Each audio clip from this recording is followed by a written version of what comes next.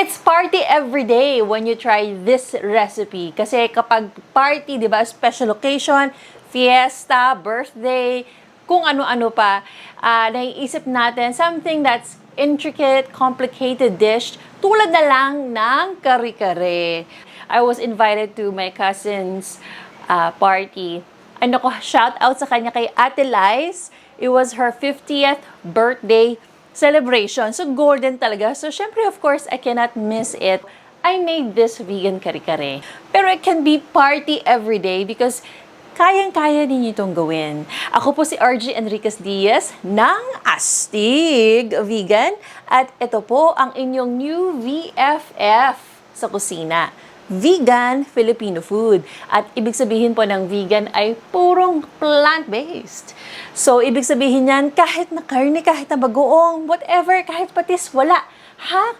Pwede bang maging Pinoy yan kung wala yung mga yon?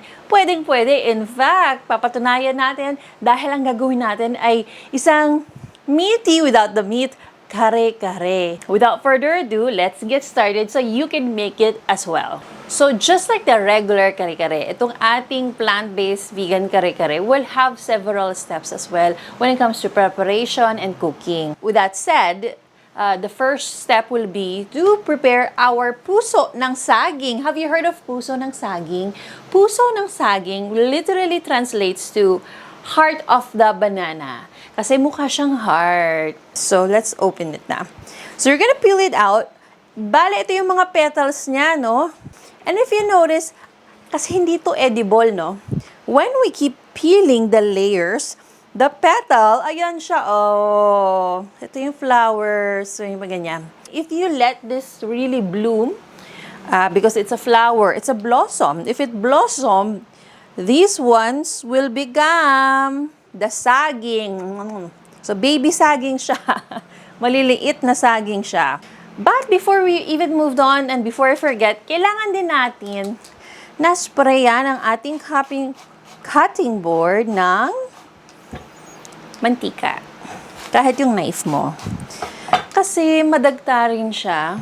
So, it will have some sap. But don't worry, a very quick solution will be just to spray some oil.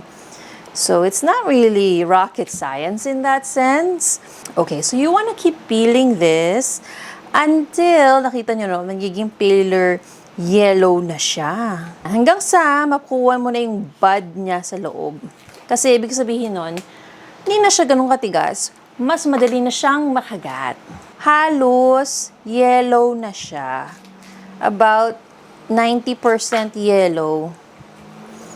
Tada! This is what it looks. Diba? Konting-konti na lang ang pagka-red niya. With a sharp knife, in one hand, hold the stem na ganito. In one hand, yung knife. I-cut nyo lang siya. Ayun o, yung parang mozzarella sticky thing. That's actually the sap. That's why it's very helpful to spray some oil. That will take care of that. Ayan. And if you notice, I have a bowl of water here. Kasi dito natin yan ilalagay. Pero it's not just a bowl of water. We also need to introduce some acid. Squeeze a lemon. Ayan. Sa ating tubig. So you can see, no? Ay, medyo black na rin yung iba. Because of the sap. But even if it turns really black, ito yung sap niya, because of this as well, okay lang din. You really cannot fully stop it. The lemon is really just so that as much as possible, it will be not as black. Okay, and then you cut it in 4, put that there, and you let it soak. You can open the layers here, para talagang pasukan siya ng lemon juice. And that's it. We're gonna set that aside and then we're gonna move on to the next step. Turn this on. So this is actually I would say one of my favorite steps and techniques, cooking technique in making the vegan kare-kare because it really imparts a nice roasted flavor. And that is when you toast your rice flour. Now, admittedly, no, I didn't grow up having roasted rice flour in my kare-kare. My mom wouldn't do this part. But when I discovered this step, it really enhances talaga ang kare-kare. So I highly recommend this. You can still make kare-kare without this, but truly, you might as well go the extra mile and use rice flour. Nakikita nyo naman na kailangan halo ng halo. Just keep mixing it. Ito yung magiging pampalapot din natin mamaya. So it imparts a nice flavor, but it also gives a nice consistency sa ating kare-kare. This is basically our secret weapon. Sa atin lang. Ayan. How will you know when it's done? Kapag light golden color na siya. If you look close enough, some Asian grocery stores will actually sell roasted rice flour, like packaged roasted rice flour. Turn off the heat there. We're gonna get moving. We'll switch. And start cooking the base of the kare-kare, the sauce. So just like most Filipino dishes, it will start with a gisa. So add a little bit of oil. Lagyan natin ng bawang. As soon as it becomes fragrant, pwede mo na ilagay din yung iyong sibuyas. Yan. It can be red onions as well, yellow onions, usually, no? Pero it's interchangeable in this recipe. Yan. And then we will sprinkle some salt. When you add salt, it speeds up the gisa process because it extracts the natural juices of whatever you're making. So, in this case, it's the aromatic sa tinatawag. Yung bawang, yung sibuyas, lagyan nyo ng konting sea salt, and it will speed up the process, meaning yung ating sibuyas, it will become softer faster.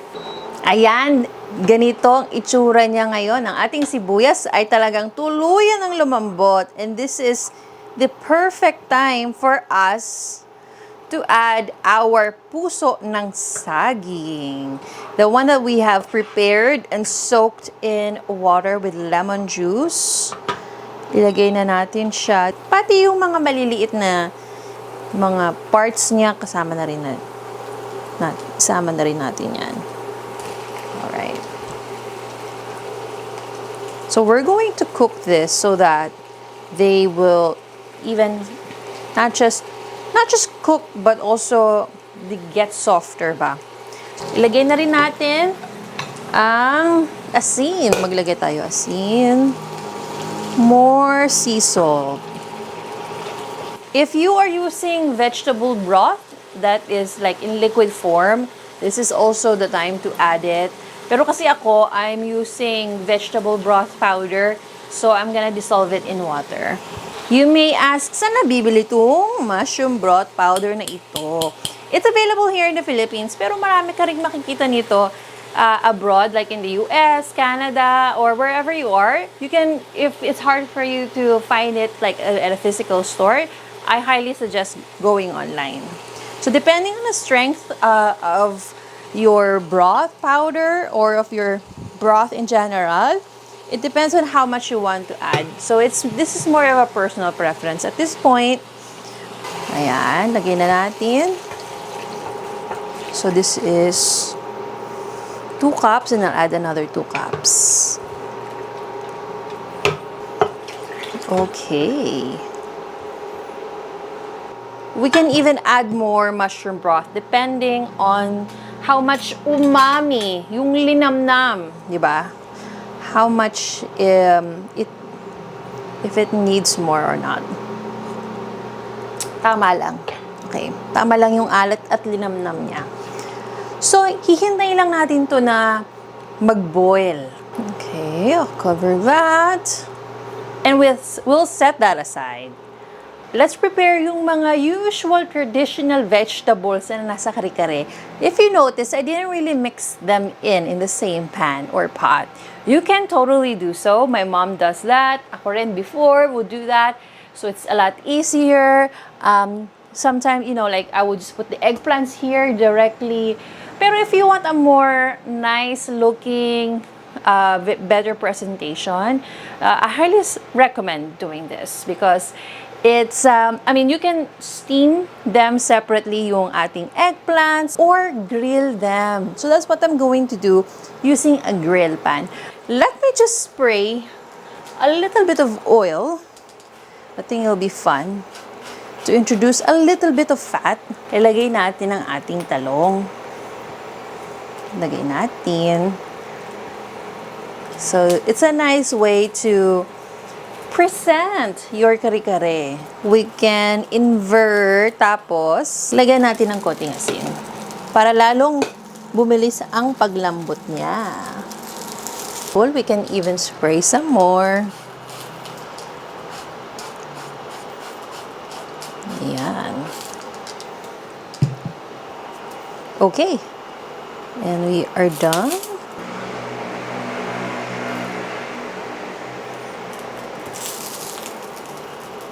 Yum!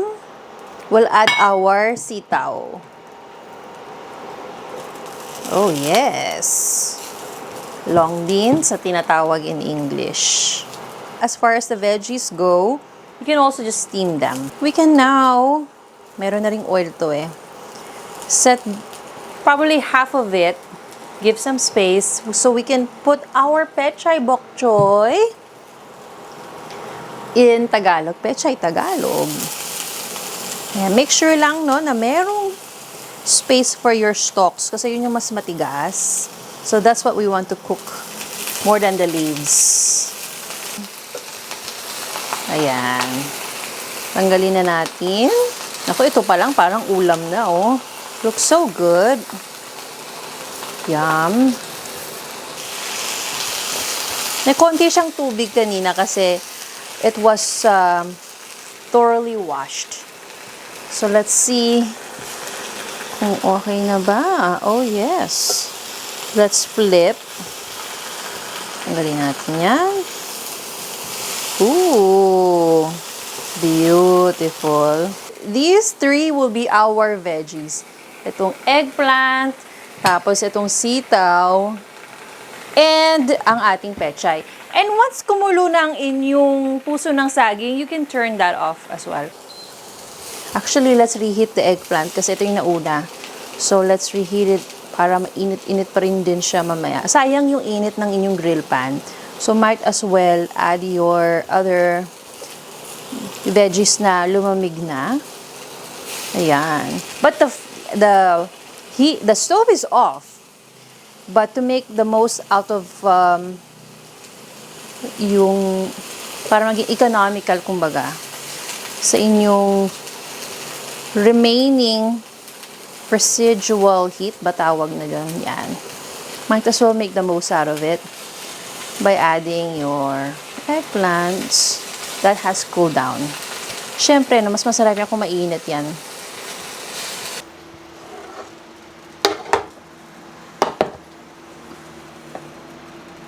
Ooh, as you can see, no, there's really no escape from keeping the banana blossom from not turning black. But the citrus or the acid is just there just to mitigate ba, just to make it not as dark. We'll turn that back on. So now let's just make this really nice and thick. And of course, it won't be kare-kare without the peanut butter. In the Philippines, it is what you call na peanut butter na pang kare-kare. So there's a term for it. It's pang kare-kare. When you go to the palengke, like I did, I went to the Cubao Farmers Market here in the Philippines, and I look for the peanut butter na pang kare-kare, and they have it. Yung mga nagbebenta doon, they already know that the traditional way is wala talagang sugar. Granted, you know, it has been changed over time and modernized, and some Filipinos would just use regular conventional peanut butter na sweet na, you know, that's what you would put in, let's say, in a sandwich. Yun na rin yung nakalakihan ng iba. So, it's really up to you what kind of peanut butter, but I am going with the unsweetened ones, especially since I scored some sa palengke. And this is super brown. So what we will do is we will add achiote powder so it will have that more attractive hint of color. In this measuring cup, I'll add the achiote, about a tablespoon or two. You can start with that. And then remember yung ating roasted rice flour. I will also add that there in the measuring cup. Ayan. Kalahati muna. We can always add more, but it's harder to cut back. That's always something that I learned from my mom. Pakonti-konti muna. Mas madali. Okay. And then, now that we have this very dry, you don't want to add this directly sa ating niluluto. We'll just add half a cup para lang ma-dissolve siya sa liquid. So with the spoon or fork, just keep mixing it para lang maging evenly dissolved siya. Ang bango. Ang bango ng roasted rice flour. Ang bango. Okay. Let's add na, no?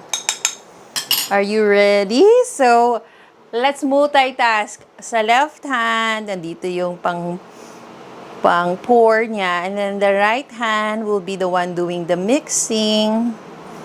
Ayan. So, habang pinupur, just keep mixing. Nakikita nyo, oh, na nagiging orange looking na siya. At the same time, oh, lumalapot na siya. Oh, yes. It's really important to fully dissolve yung peanut butter, no?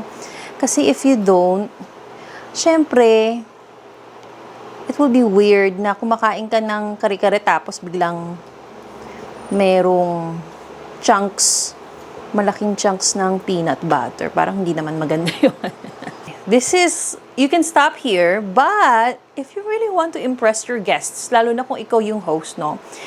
You would want to put something that, this is also something that my relatives always get amazed at, and that is when I would prefer to call a snow mushroom because it's more like a snowflake, or you'll be the judge, but this is more of a mushroom that actually mimics the texture of laman loob or tripe. Ito po siya. Ayan. Binabad ko sa tubig. So we're gonna add that here because, like I said, it will have that texture of tripe. But the nice thing about the snow mushroom is that it's full of collagen. So maganda siya sa kutis. So natural skincare na, it still has that tripe bite. Why not? You can also buy this at Asian grocery stores. Okay, keep mixing. May nakahanap pa rin akong peanut butter chunks. You really don't want your guests to bite on a whole chunk of peanut butter. Yan.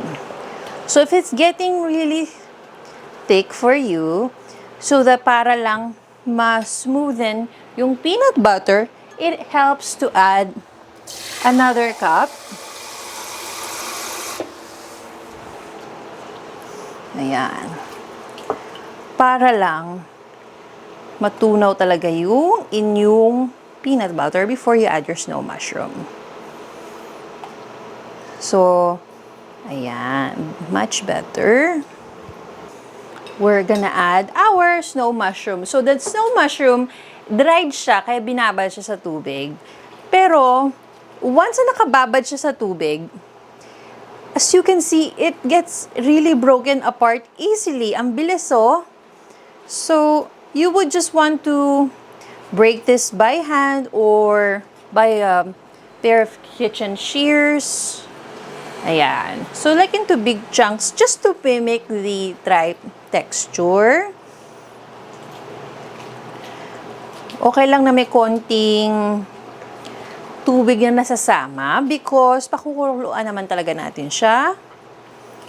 So we're gonna put this to final boil. I'm gonna raise the heat now, just to make sure all the chunky peanut butter really breaks apart so it's nice and smooth.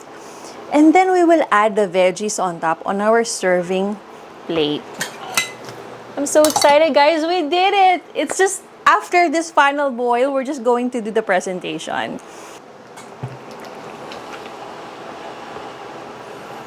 And before I forget, so if you have done the Lechon Kawali, that's purely plant-based and vegan from our previous episode, you can also use that recipe for this vegan kare-kare. It will be like the meat of the kare-kare, no? Granted, you can also just use fried tofu if you want, some mushrooms, and or even just like what we did, the snow mushroom and the veggies. And then let's add a little bit of that tripe, vegan tripe. Ayan. Okay, we have the sauce. Linisin lang yung gilid. Simulan natin with a pop of green here, around there. Lagay natin ang, ano pa ba? Eggplants. There.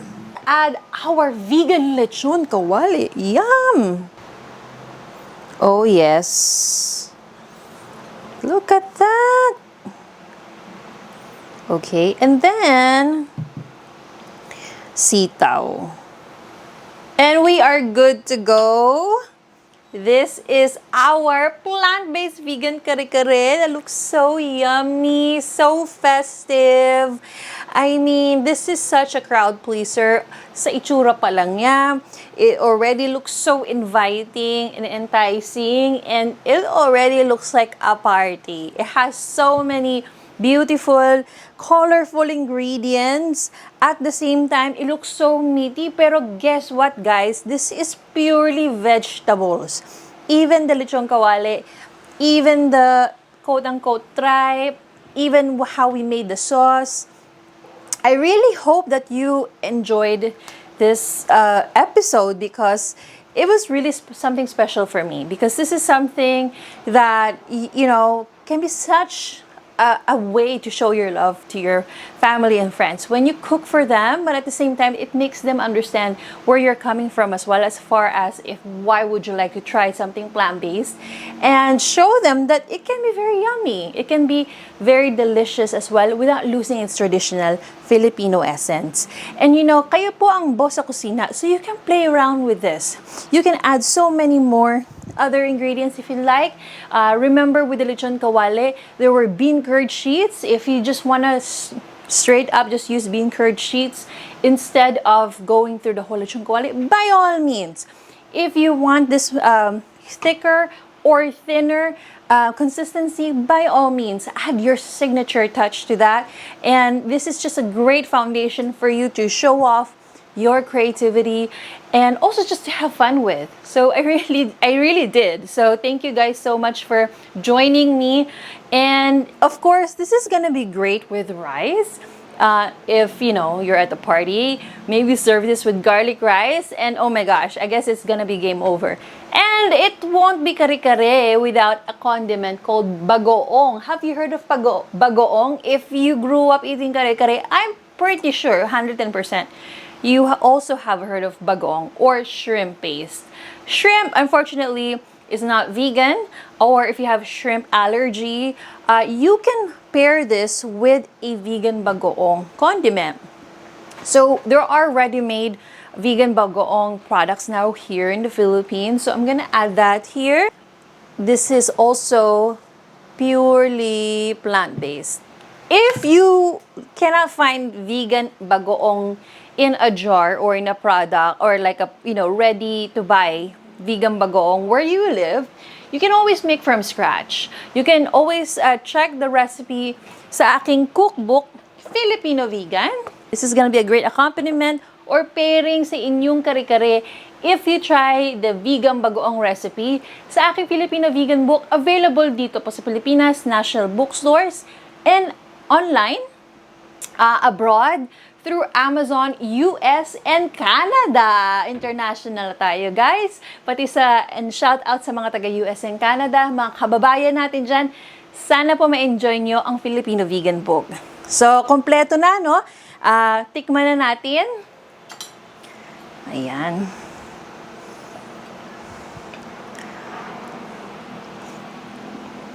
Oh, yes. Oh my gosh. Let's try this with a little bit of sitaw and a little bit of the bagoong.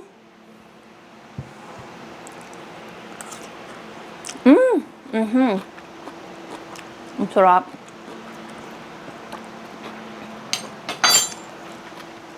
You have so many options now, and like I said, you can play around with them and have fun and enjoy the result. Speaking of which, I'm going to enjoy the result of this. Ako po si RJ Enriquez Diaz ng Astig Vegan, letting you know dito sa inyong new VFF sa kusina, Vegan Filipino Food, na ang pagkaing Pinoy ay pwedeng maging purong plant-based, masarap at masustansya nang hindi nawawala ang pagka-traditional Pinoy essence niya.